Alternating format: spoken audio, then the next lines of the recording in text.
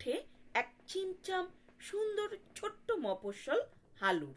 আমাদের ছোট্ট গাবলু সেখানেই থাকি।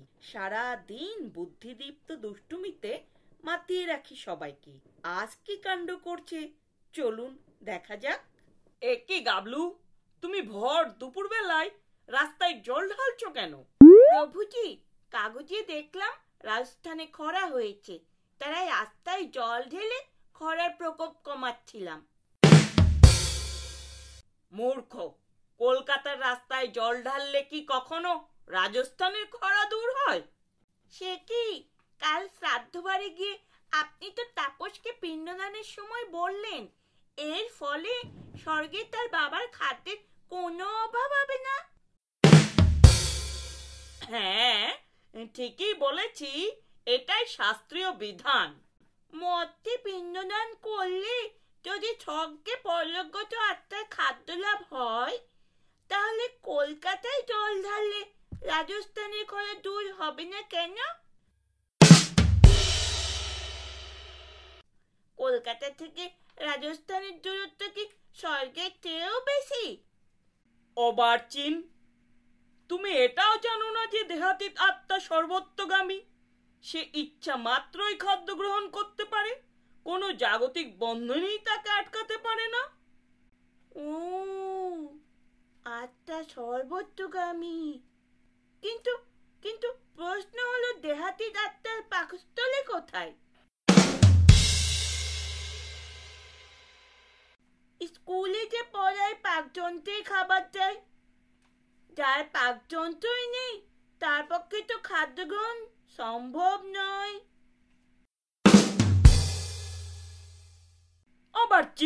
অবার্চিন, যাও খেলাধুলো করো গিয়ে। নারায়ণ নারায়ণ।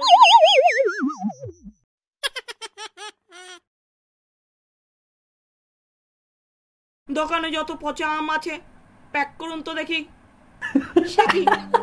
এত পচা আম নিয়ে করবেনটা কি? আপনি সব পচা আম প্যাক করবেন না অন্য দোকানে যাব?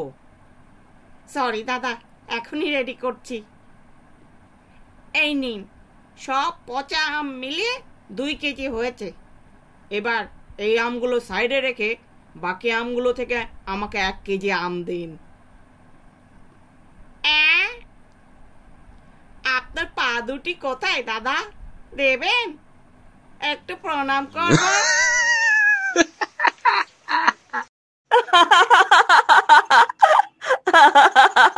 Hello hello. হ্যাঁ বলুন। দাদা, ফিশ ফ্রাই কত করে? 70 টাকা পিস। সে কি, এত দাম কেন দাদা? মাছটার দামই তো প্রায় 650 টাকা কিলো। মিনিমাম 45 গ্রামের একটা ফিলেট। কি করব বলুন, 70 টাকা না রাখলে পর্তায় পোষাবে না। সে কি, কাতলা মাছ 650 টাকা কিলো? না তো। তাহলে কি তাহলে? বললেন যে 650 টাকা কিলো। কোথায় বললাম কাতলা 650 টাকা কিলো? এই তো বললেন। ওটা ভেটকি মাছের দাম, কাতলার নয়। কাতলা দিয়ে কি ফিশ ফ্রাই হয় নাকি? ইংলিশ ফিশ ফ্রাই হয়তো হয় না, কিন্তু বাংলা মাছ ভাজা তো হয়। আরে আপনি চাইছেনটা কি, ভেটকির ফিশ ফ্রাই নাকি কাতলা মাছ ভাজা? আরে না না, আমি ওসব ফিশ ফ্রাইটাই খাই না, কাতলা মাছও খাই না। তাহলে ফোন করে দাম জিজ্ঞেস করলেন কেন? এমনি আর কি, বসেছিলাম বাড়িতে, নেটও শেষ, কি আর করব। এদিকে গার্লফ্রেন্ডও ফোন তুলছে না, তাই ভাবলাম। কি ভাবলেন আপনি? এই ভাবলাম আর কি, আপনাদের সাথে এই সুযোগে একটু গল্প করে নিই। সিরিয়াসলি? আচ্ছা দাদা, ওই ভেটকি মাছ পুকুরে চাষ হয় না নদীতে? কমোডে চাষ হয় মশাই, কমোডে। রাখুন তো।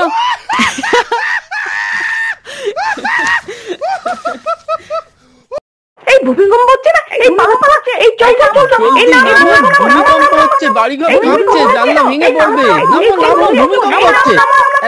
জলদি নামো, ভূমিকম্প হচ্ছে, বাড়িঘর কাঁপছে, জানলা ভেঙে পড়বে। বাড়িঘর কাঁপছে, জানলা ভেঙে পড়বে। নামো নামো, ভূমিকম্প হচ্ছে। এই নামো, ভূমিকম্প হচ্ছে।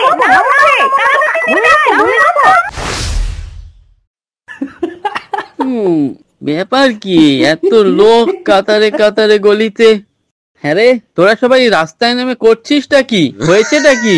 কাকু, ভূমিকম্প হয়েছে, ভূমিকম্প। হ্যাঁ, ভূমিকম্প? কোথায় ভূমিকম্প? হ্যাঁ, এখন নামবো কি করে? ভূমিকম্প হয়েছে কি করে নামবো? কোন দিকে দরজা? সিঁড়ি দিয়ে যাই? ভূমিকম্প হয়েছে আগে বলবি তো তোর ছাড়া। আরে না না কাকু, তোমাকে আর কষ্ট করে নামতে হবে না, ভূমিকম্প সেই কখন হয়ে গেছে। ও, হয়ে গেছে তো আগে বলবি তো তোর ছাড়া। শুধু শুধু কাঁচা ঘুমটা ভাঙিয়ে দিলি।